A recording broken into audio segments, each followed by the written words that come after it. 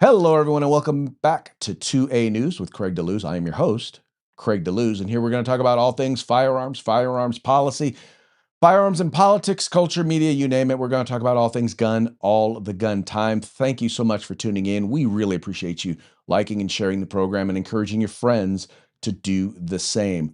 Before we get going, I want to make sure to remind you, we have SHOT Show coming up, and at SHOT Show, we're going to be having the pre-SHOT Show party Monday night there in Las Vegas. That's January 19th. It's going to be at the Hofbrau House. We're going to have a good time. There's going to be plenty of free beer, free swag.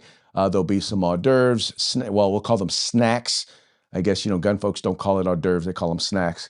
And then there'll also be prizes. So we want to encourage you folks to come on out and have a good time. Enjoy being with us. Enjoy coming and hanging out. We would love to have you there with us. Oh, as a matter of fact, I put the flyer up on my end, but I didn't put it up on your end. So there's a little flyer there. You'll see Arms Room Radio, Next Level Training, Imperium Strategic Group, Hog Holsters. A bunch of our sponsors are going to be there. So come on out once again and get your free swag and, just hang out, have some beer with us. All right, today we're going to be talking about the shooting that took place in Minneapolis, Minnesota. You may have heard that yesterday there was also another shooting that took place in Portland. Don't have enough info on that one to really have a real discussion about it.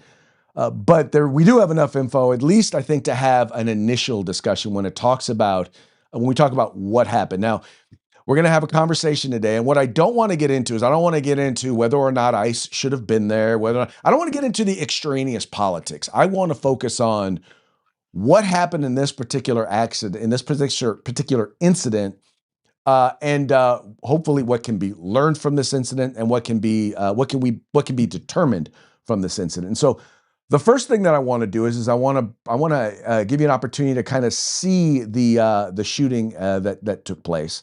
And I'm going to give it to you from two different angles. One of them is definitely clearer than the other, but it gives you kind of a chance to see exactly what it is that we're talking about here. And first, I'm going to play the first angle of the shooting.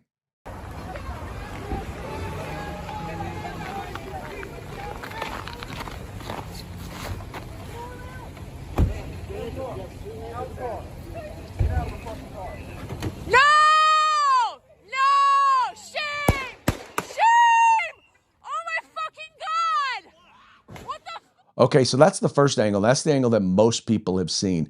Now, there's another angle, and unfortunately, this one was taken from much farther away, so it's a little bit harder to see.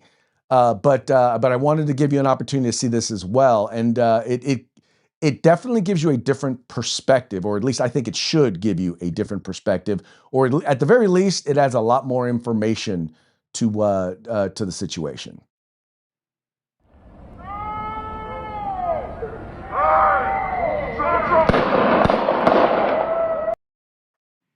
All right, so you see in that particular one, you actually see the officer get struck, where in the first one, you can't really see the officer get struck. You just see him kind of moved out of the way. So anyway, so that's the evidence or the photo there. I mean, there's other photos and whatnot that we'll be talking about a little bit later. But from that, the interesting thing is that you have two very different perspectives as to what happened. And I wanted to share with you some comments from some notables that kind of represent the extreme of the two positions. The first one, this is the mayor of Minneapolis, I believe his name is Nicholas Fry. They are already trying to spin this as an action of self-defense. Having seen the video of myself, I want to tell everybody directly, that is bullshit. This was an agent recklessly using power that resulted in somebody dying, getting killed. To ICE, get the fuck out of Minneapolis. We do not want you here. Okay, so that's one perspective. And now then on the other end, you have Kristi Noem, the Director of Homeland Security, and she was asked a question, and this was her response. You asked about a shooting that we just had in Minneapolis, Minnesota. It was an act of domestic terrorism. What happened was our ICE officers were out in an enforcement action. They got stuck in the snow because of the adverse weather that is in Minneapolis. They were attempting to push out their vehicle, and a woman attacked them and those surrounding them and attempted to run them over and ram them with her vehicle. An officer of ours acted quickly and defensively shot to protect himself and the people around him. And my understanding is that she was hit and is deceased. We're continuing to gather more information, but this goes to show the assaults that our ICE officers and our law enforcement are under every single day. These vehicle rammings are domestic acts of terrorism. We're working with the Department of Justice to prosecute them as such. We will continue to protect. Okay. So the two sides have been kind of laid out. And I wanted to bring someone on who understands use of force, but someone who brings kind of a different perspective. Because I know a lot of folks in the gun rights community, we've got a lot of law enforcement, and they, for the most part, I believe that I can accurately articulate the perspective from that particular perspective. But I also know that this is not as necessarily as clear cut as it appears to be, which is what, by the way, none of these situations ever really are. Which is why we in the gun rights community have always been kind of, let's take a look and wait till all the information comes out. And so, with that, I wanted to invite onto the show a gentleman who I've known for over a decade now. He is a trainer. He is nationally known. He is a national figure in Second Amendment media, and I wanted to get his perspective on this particular situation. So, with that, I want to welcome to the program Mr. Rob Pincus. Good to be here, Craig. Thanks. It's excellent to have you. So, you saw the kind of the information, and I'm sure that you've probably spent a lot of time with a lot of the stuff, a lot of the media that's been going on. Wanted to first of all just kind of get your general perspective, what you see here, and anyway, so let's just go with that. Let's go. What do you see in this particular situation? Yeah, I appreciate it. Yesterday, I made a post, which I know you saw. Maybe that's what prompted this conversation. Just reminding everyone that it's probably not as simple and clear cut as either side of the bigger political issue that's going on in our country right now about what ICE is doing and should they be doing and how are they doing it and where are they doing it and all of those things is presenting. And I love that you played those two clips because they both. Are full of rhetoric, and they both definitely establish a firm position in the way that those speakers want their audiences. And I don't think they're an overlapping audience is one of the problems. But in the gun community, we've got members of both audience. The audience that wants to hear ICE did everything right, and the audience that wants to hear ICE did everything wrong. And that's really what I was responding to yesterday was a lot of things that I was seeing in my feed from people being very definitive and very absolute about what they saw and what they believed those videos they were seeing and the things they were hearing determined about the incident. And I just simply don't think it's that clear. Okay, so what are some of the things that you heard that you didn't think are that clear? Well, first of all, the let's go with the official government position, right? I've worked in law enforcement. I provide a lot of training to law enforcement, U.S. and outside, and other jurisdictions, other countries, military training. That's what I've done the majority of the last 25 years. Provide training, probably about 50-50 armed professionals versus private citizens. So when I see something like this, I look at it as a training issue, right? Would I train officers to respond in the ways we saw, to do the things that we saw? Would I want officers that had been students of mine to do the things that we saw in that video? So when I hear a statement from the leader of the organization, from Christy Noem, which honestly, we know there are more facts to come out. I've seen some video that extends before the video clip that you showed. I don't see any officers pushing any vehicle out of the snow. It certainly doesn't, if you didn't see that video and you heard her explanation, what I would envision is some guys trying to push a vehicle out of the snow and a woman coming into the scene from out of nowhere trying to quote unquote ram them. That's obviously not what happened there. On the other side of the perspective, you've got, or the other perspective you've got is a guy saying these people have no business being in where they are. The agents, these federal agents, presumably in his opinion, shouldn't be there. And that's sort of nonsensical too. And the government system we have, the federal agents have right and reason to be wherever they perceive a potential crime that they need to investigate, enforcement action they need to take. And obviously, there's a lot of good reason to believe there are immigration enforcement issues that need to happen in Minneapolis. So those agents have reason to be there. And his personal opinion, and a lot of people's personal opinions on whether or not they should be there, or what the real reason they're there is, really don't matter to the facts of the incident. So clearing all the rhetoric out, what I actually see is officers getting out of their vehicles, agents, officers, I'll use that interchangeably, uh, getting out of their vehicles, approaching a vehicle that is definitely not attacking them. Is she annoying them? Quite obviously. Are they perturbed? Absolutely. Are they within the bounds of legal right, under their jurisdiction, under their power to approach that vehicle, to detain her? I think absolutely they're within their rights Something at to that make sure moment. to note is what you are correct. While she was not attacking them, she was blocking the street. Right. And So she was impeding them in, as they would say, in the performance of their duties.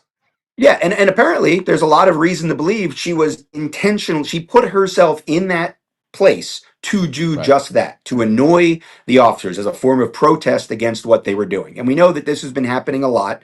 There's some, let's say, spontaneous utterance would be the term we use, from her wife, on video, saying, I brought her here, this is my fault, that kind of thing. Like, clearly they were there. That's probably why that video was so readily being shot at the time, to annoy and perturb and interfere with the officers. The problem is there's a huge leap for me from what I've seen, from they were there to protest, annoy, interfere with the officer's job, and they were attacking the officers, or they were performing acts of domestic terrorism, or this is the sensationalized stuff we see. Problem is, we don't know what was in the minds of those officers. Now let's get it. You got to go look at it from that standpoint. They probably have now seen this woman for some extended period of time doing annoying stuff. They've reached a threshold where they're now going to confront her. They're going to take direct action. Realize that one of the videos that's out there shows the officer who eventually shoots very casually, not tactically, not with any sense of urgency or fear or concern for this woman being a threat in any way. Very casually walking around the other side of the vehicle with his cell phone being held up, not even videoing her for most of what you see on camera. He's videoing the crowd, the other people in the area, trying to collect names, faces, record the events, license plate numbers, whatever he may be doing. He's not approaching. I've seen an AI altered picture that's like a drone view looking down, that everybody should know is apparently an AI manufactured thing, that shows an agent with a rifle pointing at that vehicle with the passenger side door open, as if they were doing a aggressive, tactical, high risk kind of interdiction of that vehicle. Clearly that's not what it was, and I think that's really important to the mindset here. Those agents did not appear to think she was a violent attacking threat when they approached the vehicle in any way. So And what to we note, have. even by the way, real quick, even the officer who wound up shooting did not approach the vehicle with his firearm drawn. Right, exactly. And the guy who walked up trying to open the door. If this were a high risk, high threat, this person was attacking, ramming, any of those words, domestic terrorism you want to throw out there, if she was even the subject of an investigation for potential domestic terrorism, those agents never would have been behaving the way they were behaving. So you sort of have to, by the behavior of the officers and agents, you have to take that off the table. They were approaching her because they were annoyed and she was interfering. I believe she did not think that was going to happen. There was some period of time, by all the what I think is credible evidence and testimony and the facts, that she's been doing this for some period of time. So she had no reason to believe that she was going to, maybe finally, in a lot of people's minds, maybe even one of the opinions I hold, is be approached and be told, listen, you're at a threshold here. We've had enough of your annoyance. We've had enough of your interfering. We've had enough of your protest. This is not appropriate. You're causing a danger to people by your actions out here in the road. You're interfering with our ability to do our job. We need this to stop, or you could face charges, probably, right? Not getting shot in the face. So you've got officers that all of a sudden the situation isn't as simple as they thought it was going to be. And you've got a woman who all of a sudden her situation isn't as simple as she thought it was going to be. I see a lot of people on the, let's say, pro agent side saying, well, he made a split second decision. Even if she wasn't pointing the wheels at him and she was trying to get away, he reacted because it all happens really fast. And of course, as a self defense instructor, use of force instructor, armed professional instructor, we talk about this all the time. You have to go into a scenario with training, with best practices, with response protocols, TTPs, right? You've got to have your stuff ready to go so that when you recognize a situation, you aren't trying to make complex decisions, judgment-based decisions. You're just responding with what you've practiced to a situation that you recognize, especially under an emergency. Completely within reason that that agent standing in front of the vehicle responded to what he perceived to be a lethal threat of that vehicle coming towards him. It's also completely reasonable for me to think that that woman didn't even know he was there. She was focused on the guy who was reaching into her car, trying to get into her car, trying to open the door, and she wanted to drive away. Just prior to a lot of the video that people have seen, she actually waves what looks to be another unmarked vehicle, another Ford Explorer unmarked police type vehicle by her. And it Well, goes between it that. wasn't a police vehicle. It was actually they were impeding ICE agents. They were allowing they were allowing civilians to go through. Got it. Okay, that makes sense. And Right. that's so I'm just again, I wasn't saying definitively that that Okay. was a No, vehicle, I but just that's what it looks like. I Yeah, did have that that's bit of good information, information. so I wanted to share that. Perfect. That's good information. So she's waving a vehicle by, and then presumably not going to wave the other guys by. Well, that guy doesn't even want to go by. He wants to stop and confront her. So it's possible that if we're going to use this, I think it's important to consider if we're going to use this, it all happened so fast as a justification for what the officer did. We also need to be able to integrate it all happened so fast as an explanation for what the woman did. We can't get into either one of their heads, but she had ample opportunity to attack if she had wanted to attack. And I think what she's doing there is pretty clearly trying to escape. So, where is the response? Again, let's go back to my premise as an instructor, as a trainer, as an educator. What would I have wanted an officer to do? Would I have wanted the officer to be walking around so casually? Absolutely not. If they thought she needed to be dealt with in a contact, get her out of the vehicle, let's take her out of the equation way, all of the agents should have been on the same page. They all should have been focused on that immediate action or creating a perimeter to prevent anybody else from interfering. And that officer that ended up shooting was clearly not doing either one of those things. He's walking around with his cell phone out. And I'm not saying he was taking selfies. He was performing a duty that he, recording everything that was going on around them and the people that were around them. But he wasn't doing anything tactically to address a potential threat or to deal with something that clearly could very quickly have escalated. One of the other facts that's come out is that this exact agent who shot was apparently involved in another situation a few months ago, and you may have more details on this, where he was drugged by a vehicle that was again trying to get away from the agents and received some medical attention. And potentially what's being thrown out there is that could have affected his judgment. In other words, he had a PTSD response to, well, the last time a vehicle moved quickly when we were trying to deal with the occupant, I got drugged and had to go to the hospital and got stitches. I think that's a dangerous place to go, because if that's what you're going to rest your hat on, well, he did what he did because of a pre-established condition in which he was likely to overreact. Well, that's a problem. Then he shouldn't have been there. He should not have been in that situation. Again, the agency should not have put him in that situation if there was a question about whether or not he was going to have good judgment and appropriate force responses to those actions. Well, and I think that makes a lot of sense. What I appreciate about what you're talking about is that first of all, there is because I think there are a couple of different things. There's number one, explaining, right? And explaining is not excusing, right? That's Right. an important thing to understand. Just because I can explain why something happened doesn't mean I believe it's right. Doesn't mean that I support it. Doesn't mean that I think it's a good thing. But explaining why is an important thing. I think some people I think some of the angst and the fighting that goes on is someone's trying to explain it to help you to understand why it happened. They're not excusing it. So there's that.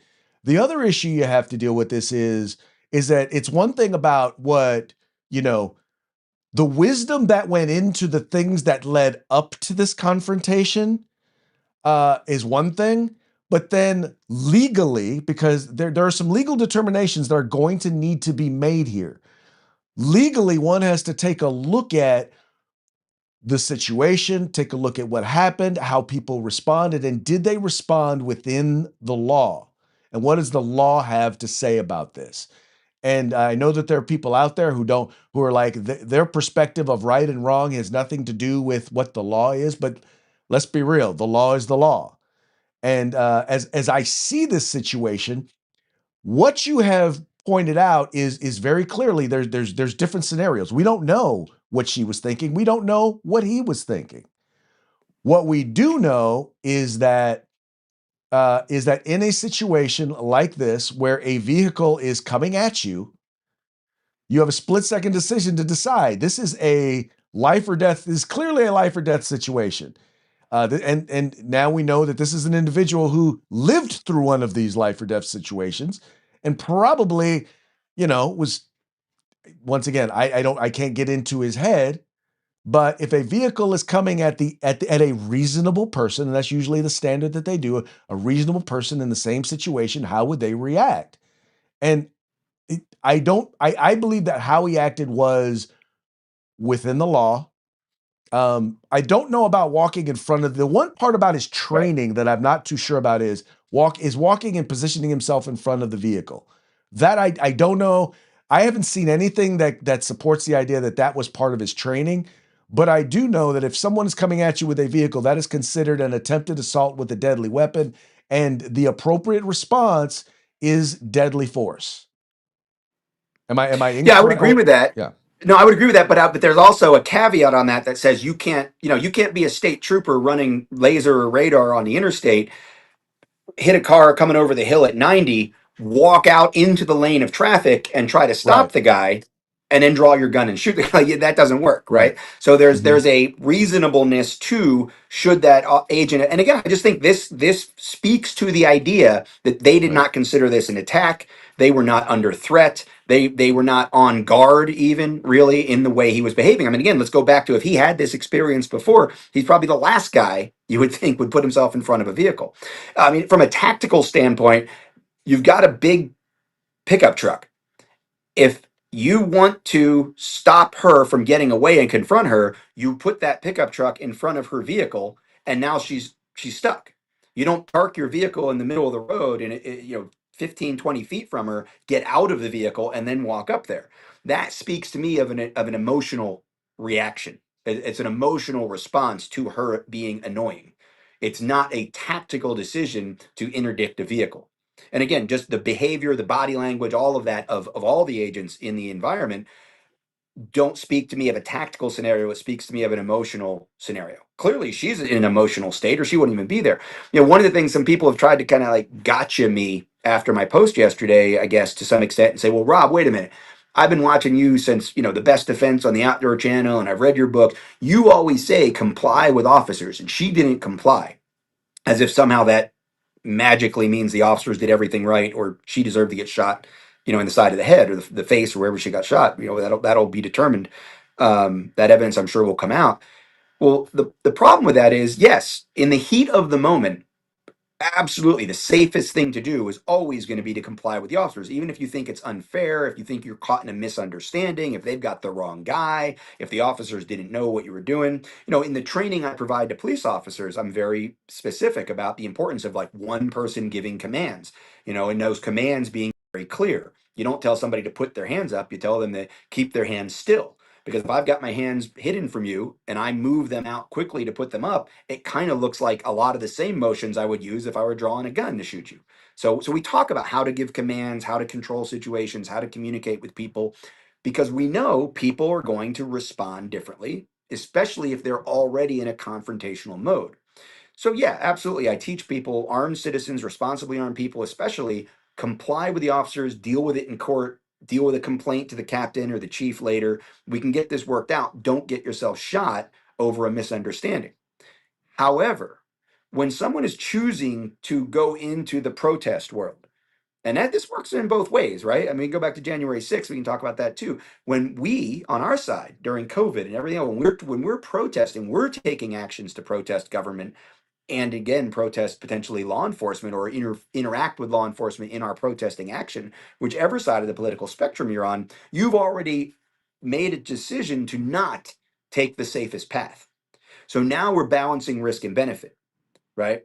And I guess if this woman had come to me and said, "Listen, I'm gonna confront these guys. I think what they're doing is wrong. It's my right." Like, well, somewhere in there you have a right to protest. I don't know if you have a right to drive your vehicle recklessly and endanger people on the street and block traffic and interfere with their duties and all that. But if you're going to do it, you got to be prepared for being confronted. And this is where I think that this is where the burden of responsibility and the obligation shifts dramatically back to the agents because they know this is happening. They know they're dealing with this. This is part of their job. Fair or not, part of their job. That woman didn't go to a training class. There's no evidence been presented that she's a paid agitator or that they're running some kind of how to interfere with the agents up to the point of getting charged class at some YMCA somewhere. I don't believe she had any mental, tactical, strategic preparation for what she was getting herself into. But again, the guys with the flashy lights and the badges know that. And they have to go into these situations being prepared for that. And that's why if you want her vehicle to stay there, you put your vehicle in front of it. You don't walk around it casually and just and think you're going to open the door and pull this lady out of her car while it's running, while it's in gear. I mean, let's imagine for a second that that guy was successful when he initially tried to open the door. What was his plan then? Is he going to open the door, pull her out? Well, at that point, the vehicle was in reverse. And then what? The vehicle just drives up onto the curb and hits civilians? I mean, what was that plan? Right. So I really, as an educator, as a former armed professional, someone who provides training to armed professionals, there's a huge burden of responsibility on the way those agents responded to her protest actions and her annoyances, possibly illegal actions, but that doesn't mean you handle it that way. And I think that we can say she shouldn't have been there. Great. We know she's going to Mhm. be there. Those agents have a job to do. They have a job they're supposed to be doing professionally. And I don't know that they did that at any point on that spectrum. And then we get to, was that guy justified in shooting? Probably by a reasonable man doctrine at that exact moment. I believe a jury would find him reasonable in having shot. But there is a question of, did the agents create the situation which then led to him having a perception that he needed to shoot? That's kind of where I am. 24 hours after my initial post, Mhm. all this conversation, all this discussion, all the point counterpoint, all the extra videos, all the discussions I've had with a lot of other trainers as well who've reached out to me after my initial post. That's sort of where I've landed. So I would say, and I think that's a reasonable place to be. My thing is that once again, when it comes to trying to avoid the situation happening again, obviously there are lessons to be learned, and I think you make a great point. If their goal was to make sure the car didn't move, you block it with a vehicle. You don't try it. You don't walk in front of the vehicle. I get that. Or even Um, I don't think right, that guy was involved in that part. I think it was the guy who walked up and tried to open her door right, that created the situation and was right. using the poor tactics. I think that other guy Okay. didn't even realize this was happening behind him at that Well, moment. other than the guy in front of the vehicle, the guy in front of the Right. vehicle should have probably not been in front of the vehicle. Well, and My I guess this is what I'm understanding saying. of the If training. he knew, Right. my guess is that if he knew there was going to Mhm. be this confrontation on the driver's side of the vehicle, he would not have wandered around to the front like that. But I don't Mhm. think those guys were in sync in terms of their Right. level of interdiction that they were about to perform. Right. I think he was doing one thing with the Mhm. crowd, and this other guy came over and created the confrontation or escalated the confrontation that the woman had created on the other side of the car. And by then, Mhm. the guy was in that position. And that's why he doesn't have his gun out. That's why he's not really even focused on what's going on. I think until she starts her, K turn to drive away, that's when he becomes clearly focused. Mhm. And that's what we see on the video. Yeah, and it what but what now going forward, I would say this. When he got hit, I mean, basically, once the vehicle is coming at him, and in fact, when I watched the video, it was almost simultaneous him being hit and him firing his weapon. And one of the pictures that you sent, let me go ahead and see if I can pull that one up real quick. Because I think it makes the point. A lot of people are like, well, he wasn't in any danger. He wasn't in front of the vehicle. Well, no, he was in front of the vehicle. That's how you get a bullet going. That's how his shot actually went through the windshield, right through the front windshield because he was in front of the vehicle. And as we noted in So one of the videos, he clearly was hit by the car. And from what I saw, and once again, I fully wholly admit I could be just estimating something wrong. If it hadn't been for the fact that the road was icy, it could have ended a lot worse because his leg got taken out from underneath him. so I run a class called Armed Defense Around Vehicles, ADAV. And this course, I call it a science experiment. What we do is we have people come in, law enforcement or civilian armed people. They come into the class. We get a vehicle out on the range, and we surgically shoot that vehicle in a variety of different positions, variety of different angles. The glass, the metal, different angles on the metal. So we get a Saturn out there. We're shooting plastic. We shoot the tire. We look at what happens when the bullets that, and in many cases, the actual hollow points, the defensive or duty rounds people are carrying. What happens when you shoot into, past, at a vehicle? What happens when the bullet strikes the glass? We inside and outside. Primarily, we're focused on the outside, especially for law enforcement. Now, I'm not an expert in this area. I run this class, run it for years. I think it's a very valuable class. People learn a lot in it. Uh, William Petty is the guy, right? William Petty is the guy for law enforcement interactions around vehicles and what happens when bullets strike vehicles. I've learned a lot from him, and a lot of people have. He's the guy to go to if you want that kind of training from a law enforcement perspective.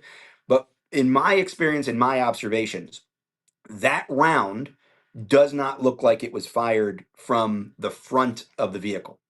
And what happens is there's a curve in windshields right at the edge there, and it's going to vary on every vehicle.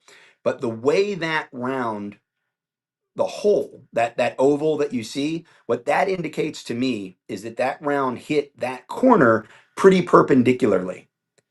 And could it have been a little bit more to the front, 5 degrees, than to the side? Probably.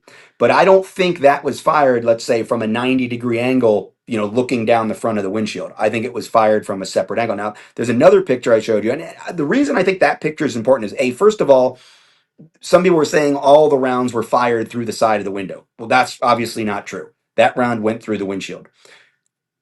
Could someone have been in lethal danger at that angle and fired that round? Absolutely.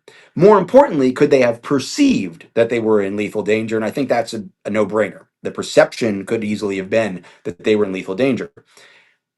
This picture that you have up now is really important because it shows that's the dust you see there is that glass, or that some combination of the gases coming out of the front of the gun, snow or whatever being blown off the hood by the muzzle blast, and some of that glass dust being created. So that's the instant, as best I can tell, of the first shot that goes through the windshield. Very clearly here, the officer is to the left of the vehicle. The impact that we see in that fuzzy video has already happened. And I think, as you said earlier, it's entirely possible that he's firing as he's getting hit by the vehicle. One of the problems I have with the characterization is that two things can be true. The vehicle touched him and he wasn't in any lethal danger. That doesn't mean his perception was that he wasn't in any lethal danger. And what we're seeing here is clearly that wheel is turning, and that's one of the problems with still pictures. Like I told you before, that no still picture is going to solve this issue. It's a dynamic event. But we know that the wheels were turned one way, the vehicle goes backwards, and then she turns them another way as she shifts into drive and starts to move forward. Was the vehicle ever moving forward with the wheels perfectly straight? I don't know. I can't tell the timing and the clarity of the video. But It what I moved do forward. know, It moved forward enough for it to hit him. right, but what I do know is that the Right. vehicle, those tires were almost in constant motion as she's starting to drive away. So she's turning. Does that mean the vehicle isn't also going to be moving? It's not a crab walk. It's not going to sideways Mhm. move. The vehicle has to go forward to turn. That's how vehicles work. There's contact between him and the vehicle. The problem is, while that's 100% true, the characterization from the pro ICE side that he's rammed, that he's struck, that I've seen people say he rolls off the hood. Well, pretty clearly from that other still shot, he's not rolling off the hood in the sense that he's swept off his feet and out of control. He's very much in control of his upper and lower body. He fires 3 shots, 1 through the windshield, 2 that apparently go through the open driver's side window, and he never hits the ground. He walks away. Some people say he's walking with a limp. Okay, maybe the limp's from where he got 33 stitches 3 months ago. I don't know. I know his weak hand is out, which is natural reaction to bracing against the vehicle. And I think I have not seen a definitive angle or clarity that suggests or that clearly lets me know whether or not his body or even leg was struck. I know his weak hand touches that vehicle, and I know that he is moved by his own actions and potentially from the physics of the vehicle much more to the side than to the front, or and at no point does he roll up onto or off of the hood. So again, we get back to the sensationalization,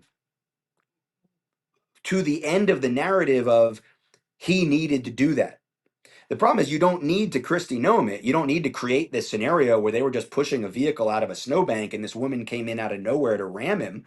You don't have to create that scenario to say he perceived a lethal threat and was justified in using a lethal response. But in trying to create that narrative, you undermine your credibility. Well, and I think you really just kind of took it to where I wanted to go, and that I think that a lot of this situation and a lot of these situations are caused by rhetoric that takes place that's not currently in the situation. I mean, when you have, for example, when you have the police chief of Philadelphia saying things, well, like this.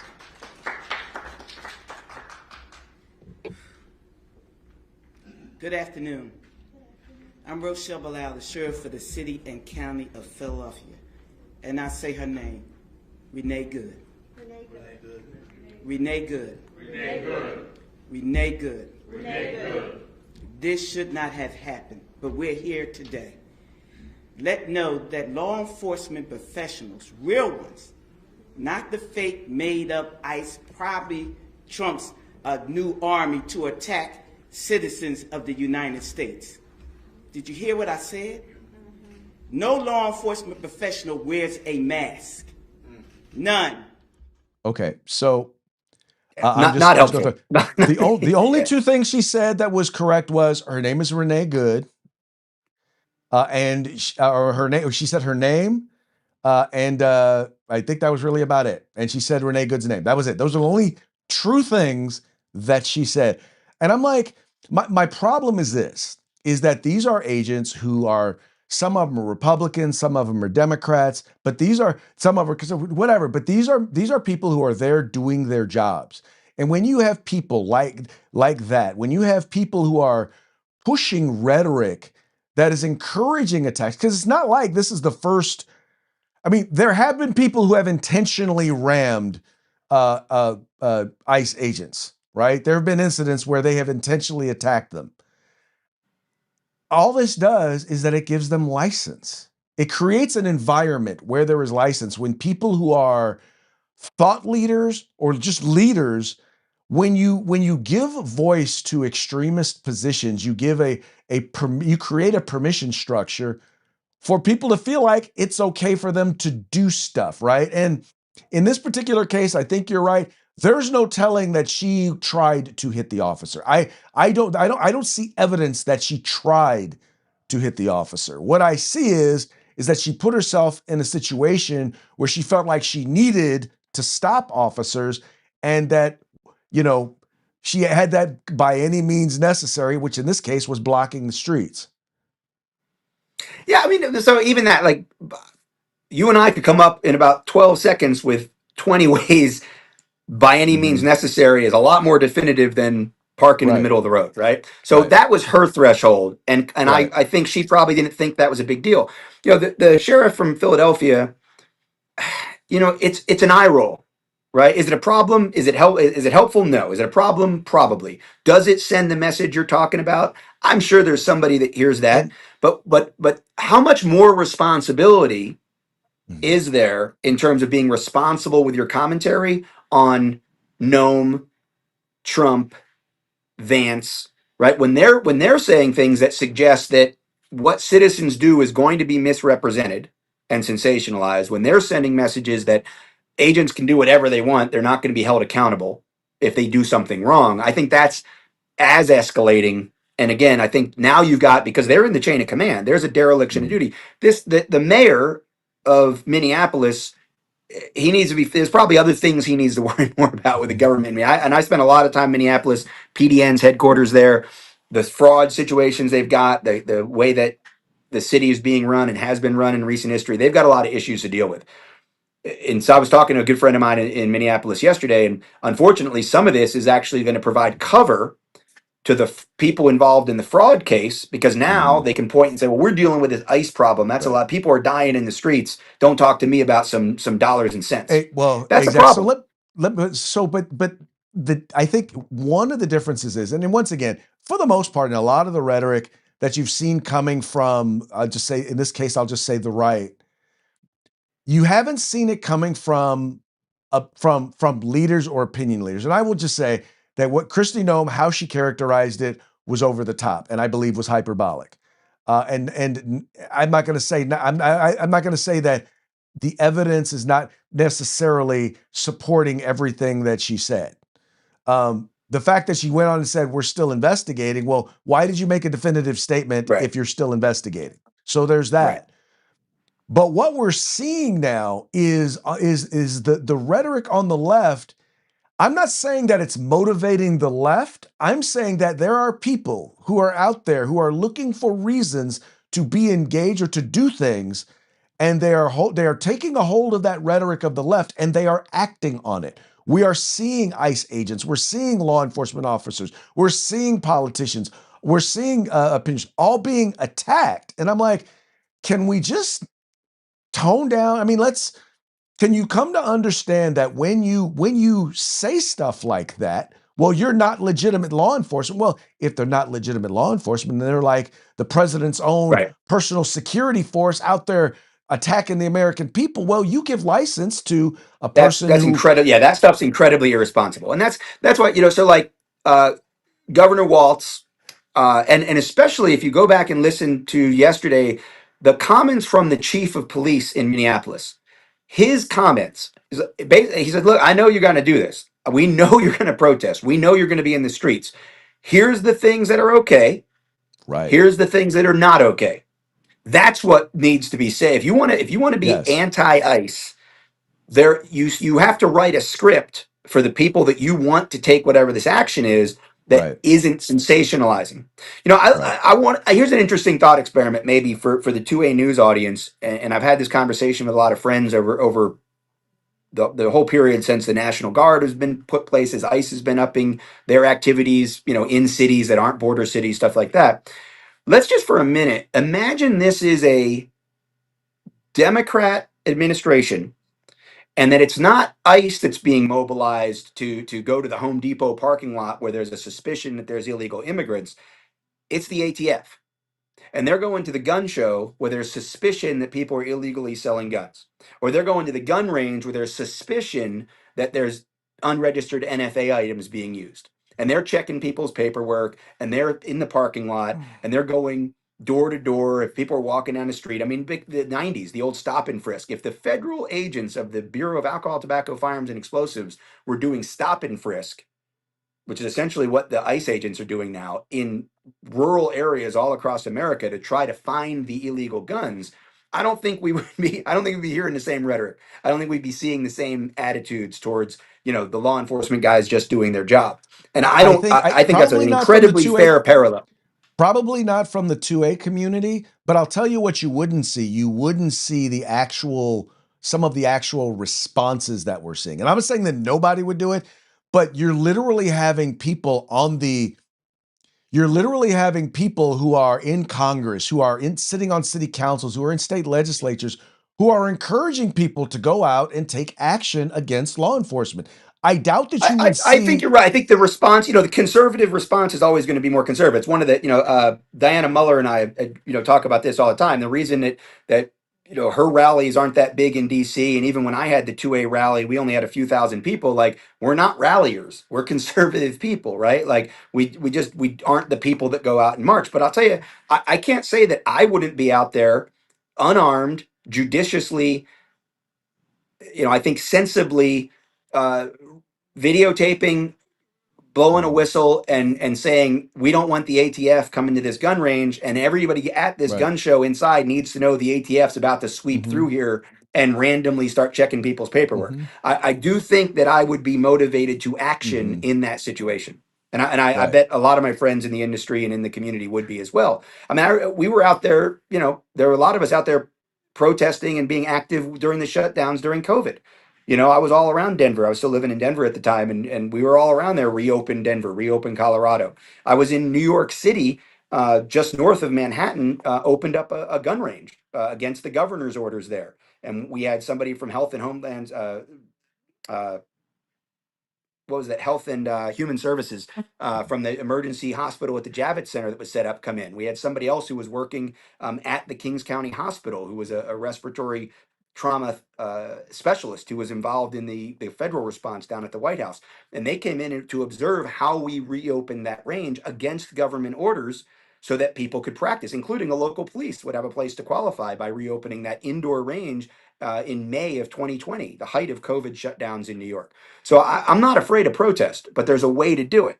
The way to do Right. it isn't a way that escalates to getting somebody shot in the face, but I have to rely on a certain amount of professionalism from the officers that may be just trying to do their job in the face of my protest. I have to rely on a certain amount of professionalism. And again, as a trainer and as an Mhm. educator, kind of going back to where we started, that's how I have to look at this situation. Is the guys with the flashy lights and the badges have a burden of Mhm. responsibility that goes beyond bad decisions being made by people who want to be activists.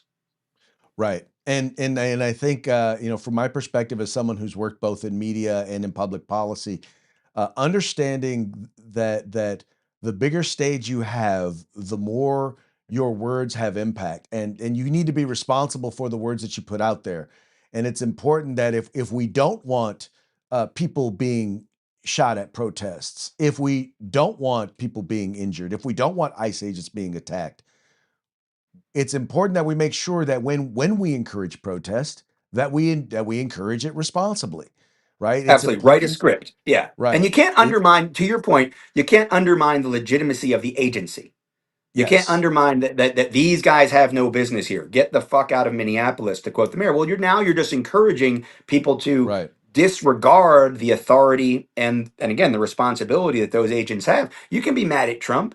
You can be mad at Nome. Mhm. You could think they need to be impeached, removed, vote about it next time, all that stuff. But what you can't do is suggest that that guy with the gun and the badge and the flashy lights standing in the Mhm. street is somehow illegitimate, By because the way that's how by the you way, end up with who more may or situations like may not yesterday. have voted for the politician that you like Right, or right. dislike. Yeah, he may have been working there. A lot of people are like, oh, they're playing the stupid ads, that ICE has done this year with, like, to the guy playing Halo, Stop the Flood. Like, they're insinuating that Right. this guy who shot her 6 months ago was in his mom's basement sitting on a couch playing Halo, wanting to be a big guy in the street with a gun. And I don't think that's fair, because a lot of these agents No. have been there for years and years and years and Mhm. years, and Right. they didn't buy in for this. They came in to do a Right. job. They've been doing it professionally for a long time. They're probably trying to do it professionally right now, and no, neither side is making it easy for 'em. Exactly. This has been a phenomenal discussion, but I want to give you an opportunity to let folks know a little bit more about the Personal Defense Network, how they can follow the work that you're doing. Yeah, I appreciate it. We've been providing. We're now in our 21st year. So we started in 2005 at Personal Defense Network. Originally, we were a DVD series. We made over 100 DVDs over the course of about a decade, 12 years. Shipped over 6 million of them. A lot of them through partners like Guns and Ammo Magazine, Second Amendment Foundation, the NRA. About 15 years ago, we moved everything to online streaming. Obviously, we knew DVDs weren't going to last forever. So personaldefensenetwork.com is where you can find almost 2,000 pieces of content, articles, and videos. About 45% of it's in front of the paywall. So just show up, go into the search engine. If you want to look at complying with officers or interacting with law enforcement while armed, dealing with riots, getting caught in a riot, getting caught in a public activist situation that you had no part of, but all of a sudden the mob is coming down your street or going by the intersection that your car is parked at. We have all kinds of information there. And then obviously we have a premium membership. People can get even more information. We've got a whole team of instructors in every area of personal defense specialty, from health and fitness and medical down to obviously a lot of the firearm stuff. We do a lot of gear review. And we also do a tour that takes about 20 of our instructors, 15 to 20 instructors around the country every year, providing training all around the world now, but specifically around the US. And that goes from March to September. But personaldefensenetwork.com is where people can learn more about what we think people should do in these situations. And there is a lot of information there for armed professionals as well. Phenomenal. So, thank you so much for taking the time to talk with me. This was a good conversation. I learned some stuff. And I appreciate you offering a perspective that is reasonable, sound, and rational. Thanks, Craig. I appreciate the invitation, and see you at SHOT Show, I guess, in a couple weeks. We will definitely see you at SHOT Show. All right. Thanks, All buddy. right, folks. Well, that's going to wrap it up for this program of this episode of 2A News. Remember to like, share, subscribe if you haven't already done so. Our website, 2anews.us, we're still working on getting it finalized and getting it up, but you can also find us. We're on YouTube. We're on Facebook. Just look for at 2A News, no space between the A and the news. In any case, y'all have fun. Very much appreciate the opportunity to talk with y'all. Not going to have any shows over the weekend, but who knows? There's going to be lots of fun stuff to be talking about next week with everything that's been going on. So once again, thank you so much for everything. We very much appreciate you tuning in. We appreciate you liking and sharing the program and encouraging your friends to do the same. We will see you, on Monday.